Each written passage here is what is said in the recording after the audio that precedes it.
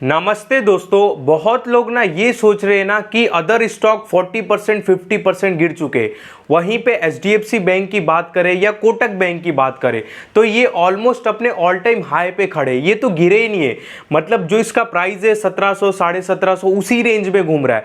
अगर मैं other stock की बात करूं तो वो 40% 50% 60% गिर चुके। इवन हमारा पोर्टफोलियो भी 25% से ज़्यादा गिर चुका है।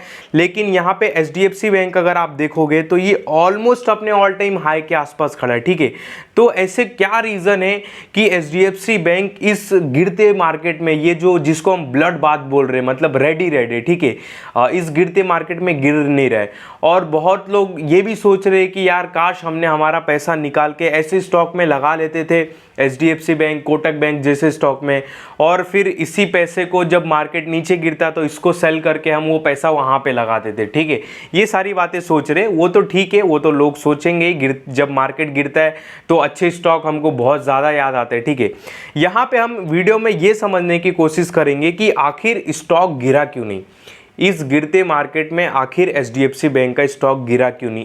एक और स्टॉक ले लूँगा एग्जांपल के लिए, कोटक बैंक का भी। यहाँ पे सबसे बड़ा देखो निकल के आता है ना जो गिरा नहीं, वैल्यूएशन का। ठीक है, वैल्यूएशन के वजह से स्टॉक गिरा नहीं। वीडियो आराम से पूरा देखो, क्योंकि आपको जो वैल्यूएशन वाली चिड़िया है, ठीक है, मैं बार बार जो बोलता हूँ, वैल्यूएशन नाम की एक चिड़िया होती है जो कि काफ़ी इंपॉर्टेंट होती है। अगर उसको आपने ध्यान नहीं दिया, अगर आपने उस पर ध्यान नहीं दिया तो भाई वो उड़ जाएगी और आपके पोर्टफोलियो को भी उड़ा देगी। तो सेम यही चीज़ होता हुआ दिखाई दे रहा है। लोग जो अदर स्टॉक गिरे हैं उनके हाई वैल्यूएशन थे और इसके लो वैल्यूएशन थे, इसमें सेलिंग प्रेशर क्यों नहीं आ रहा है और इसके स्टॉक लोग क्यों नहीं बेच रहे, इस वीडियो में मैं ये बताऊंगा। ठीक है, यहाँ पे मैं आपको दिखाता हूँ। देखो सबसे पहले ये देखो, इसका अगर मैं प्राइस दिखाऊं, जो इसका प्राइस 2021 में था अराउंड 1680 1700। ठीक है, 2021 में जितना इसका प्राइस था 1700 1680 के आसपास, सेम उसी प्राइस पे आज भी है। ठीक है, मतलब 2021 22 23 24 25 यानी कि 4-5 सालों से स्टॉक एक ही रेंज में है। ये बात ध्यान देना, आगे रिपीट होगा। अगर मैं बताऊं तो ये 4 साल में स्टॉक एक ही रेंज में, पर यहाँ पे 4 साल पहले की अगर मैं पिक्चर देखूं एचडीएफसी बैंक, यानी कि इनकी इन्वेस्टमेंट कैसी थी, इनका नेट प्रॉफिट कैसे था 4 साल पहले, आपको मैं दिखाता हूँ। यहाँ पे अगर इन्वेस्टमेंट दिखाऊं मैं 2021 में एचडीएफसी बैंक का, तो इन्वेस्टमेंट का वैल्यू था 4,38,823 करोड़। ठीक है, 4,38,823 करोड़ का इनका वैल्यू था 4 साल पहले इन्वेस्टमेंट का। उसकी वैल्यू आज हो गई है 10 लाख करोड़ क्रॉस कर चुकी। ठीक है, आज उसकी वैल्यू, यानी कि इनका जो इन्वेस्टमेंट की वैल्यू थी 4 साल पहले कितना था, 4,38,000 करोड़ के आसपास, और आज ये क्रॉस करके 10 लाख हो चुका है। यानी कि इनका इन्वेस्टमेंट पिछले 4 सालों में 2 गुना से ज़्यादा हो चुका है, लेकिन प्राइस वहीं पे वहीं है। ठीक है, यहाँ पे अगर मैं नेट प्रॉफिट आपको दिखाऊं, नेट प्रॉफिट भी अगर हम यहाँ पे देखें तो 30,000 करोड़ के आसपास का नेट प्रॉफिट था, 31,000 करोड़ 30,000 करोड़, एक राउंड फिगर पकड़ के चलो। 2021 में इनका नेट प्रॉफिट 30,000 करोड़ था, जो कि बढ़ते बढ़ते आज हो गया 72,000 करोड़, यानी कि नेट प्रॉफिट भी 2 गुना से ज़्यादा हो चुका है। तो नेट प्रॉफिट इनका 2 गुना से ज़्यादा हो चुका है, लेकिन स्टॉक का प्राइस 2 गुना नहीं हुआ, स्टॉक का प्राइस वहीं पे वहीं है। ये प्योर सही वैल्यूएशन है जिसके वजह से प्राइस गिरा नहीं है। मैं एकदम अच्छे एग्जांपल के साथ आपको समझाता हूँ। पहले जो एचडीएफसी बैंक है वो मारुति सुजुकी था, मारुति सुजुकी का कार था पहले। एचडीएफसी बैंक 2021 में मारुति सुजुकी का कार था, अब वो बीएमडब्ल्यू बन चुका है, लेकिन वो बीएमडब्ल्यू आज भी मारुति के रेट में मिल रहा है। मतलब मारुति सुजुकी का कार अपग्रेड होके बीएमडब्ल्यू हो चुका है, लेकिन वो बीएमडब्ल्यू का प्राइस आज भी मारुति सुजुकी के कार के जितना है। मतलब 12 लाख वाली कार का जो प्राइस, जो 12 लाख वाली कार है वो 50 लाख हो चुकी है, लेकिन उसका रेट अभी भी 12 लाख है।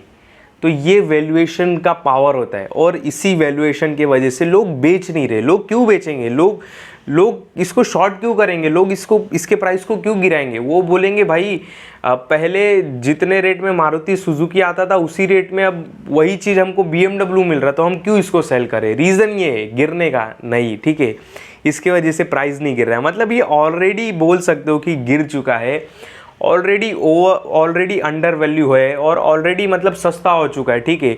इसकी शक्तियाँ बढ़ चुकी है लेकिन प्राइस इसका वही है, ठीक है। मतलब इसके विटामिन्स बढ़ चुके हैं, इसके पावर्स बढ़ चुके हैं, पर मेडिसिन का प्राइस वही है।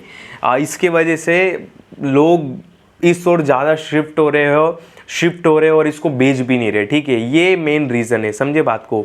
मतलब बेचारा जो HDFC बैंक के सर्विस वगैरह सारी चीज़ें, मतलब एक एग्जांपल के लिए बता रहा हूँ, सर्विस बोलो, खाना बोलो, टेस्ट वगैरह सेम वही है, ठीक है। पर यहाँ पे इन्होंने अपना खाने का भाव नहीं बढ़ाया, खाने का भाव सेम वही है, जिसकी वजह से इनके होटल डाउन नहीं हो रहा है इस गिरते मार्केट में। एग्जाम्पल के साथ देखो कितनी अच्छी तरीके से समझा दिया। तो ये रीज़न है गिरने के नहीं, ठीक है। यहाँ पे देखो कोटक बैंक की अगर मैं बात करूँ, ये यहाँ पे कोटक बैंक भी देखो, मैं अगर आपको चार्ट पैटर्न यहाँ दिखाऊँ ना, एक सेकेंड प्राइस दिखा देता हूँ, फिर मैं इसके वैल्यू पे भी आता हूँ, ठीक है। यहाँ पे कोटक महिंद्रा बैंक देखो, यहाँ पे मैं 5 साल का अगर चार्ट डालूँ तो जो रेट 2021 में था वही 2100 था, अभी तो 1900 है। तो मतलब जो रेट इनका वही था 2020 में, आज भी वही है। मतलब 5 साल से रेट एक ही जैसा है, ठीक है। प्राइस एक ही है, रेट एक ही है इनका, मतलब खाने का भाव एक ही है। पर यहाँ पे अगर हम दाल का भाव देखें, क्या 5 साल पहले वो आज की जितना है? नहीं।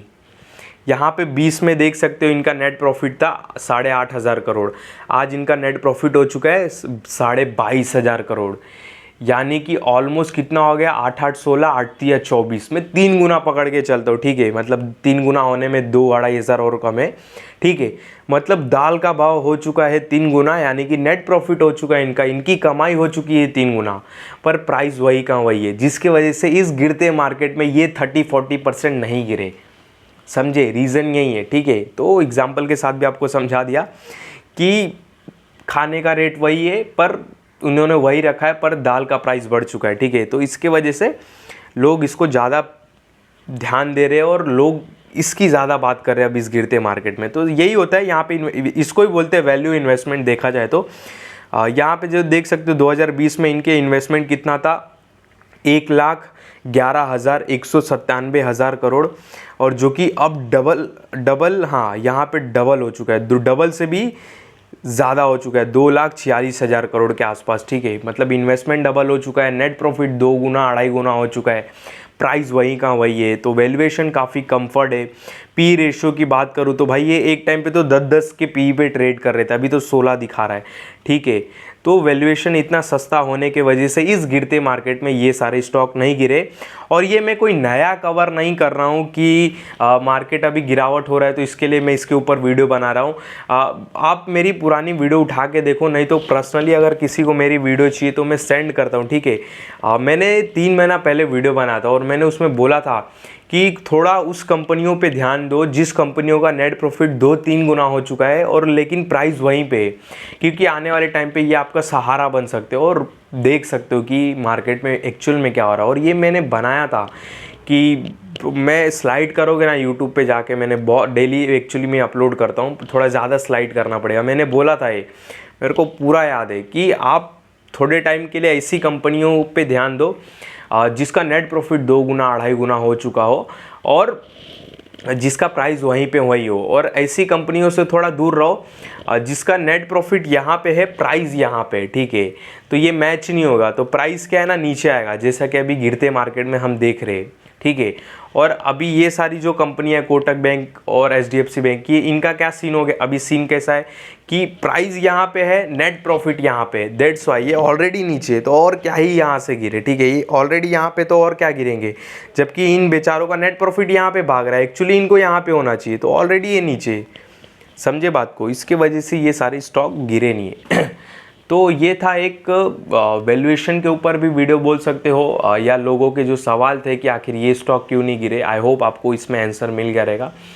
बाकी मेरे इस वीडियो में कोई भी आपको बाय सेल का कॉल नहीं है। मैं आपको ये नहीं बोल रहा हूँ कि जाके ये स्टॉक खरीद लो, अच्छे है, बिल्कुल नहीं भाई।